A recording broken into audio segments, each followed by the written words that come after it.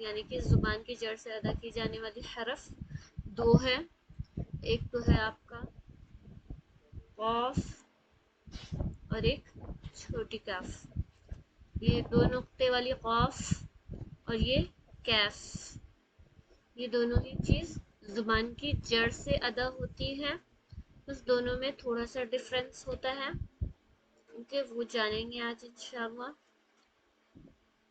तो ये देखिए, ये दोनों ही हरफ तब अदा होती है जब जुबान की जड़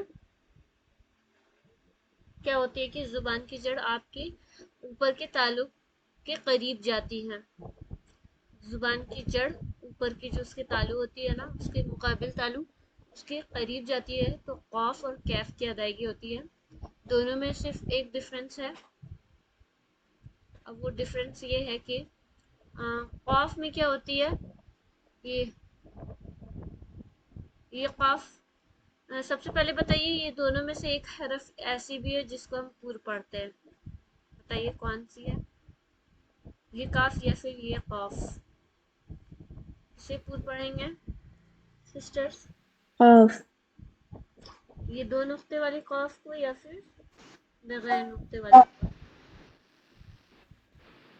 दो नुक्ते वाली कॉफ।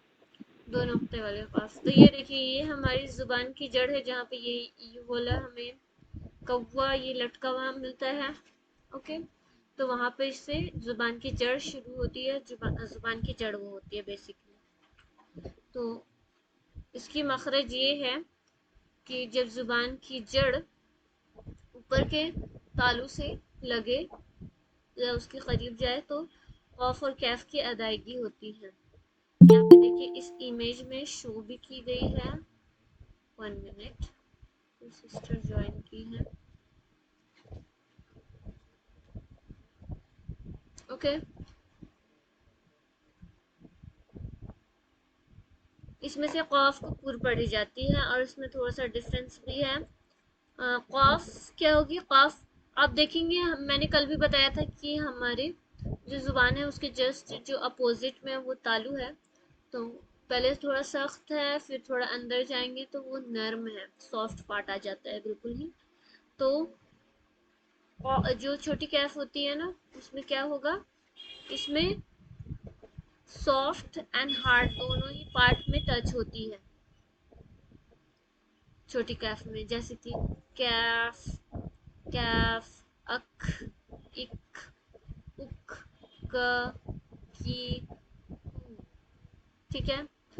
लेकिन ये बड़ी कॉफ जो होती है उसमें सिर्फ और सिर्फ नर्म पार्ट यानी कि अंदरूनी थोड़ी वाली जो अंदरूनी पार्ट है ना थोड़ी सी, उस पे टच होगी बस, जैसे कि कॉफ, कॉफ, अक, इक, उक, कलम, कुल, ये सब चीजें होती है ना।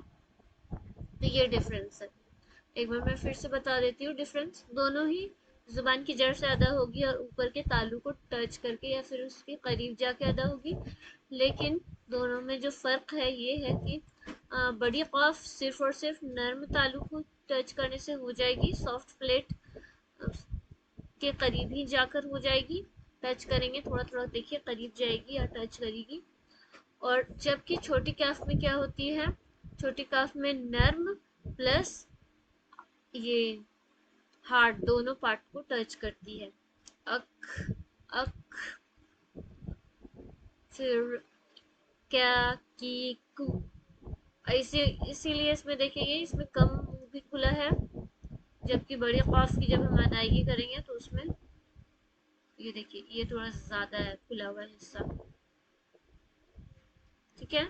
यहाँ डिफरेंस आप इमेज देखकर समझ सकते हैं कि ये इमेज देखिए और एक आप छोटी काफ वाली इमेज देखिए, यहाँ पे जो शेप बन रहा है ये थोड़ा नुकीला टाइप का है, और जबकि बड़ी काफ में बन रही है तो ये देखिए मुंह भरा हुआ है, ये इस टाइप की शेप बन रही है पूरा। तो ये डिफरेंस है, ओके। तो आप, मुझे उम्मीद है कि आप लोगों को समझ आ गई होगी। बताइए सिस्टर, आप लोगों को क्या समझ में आया?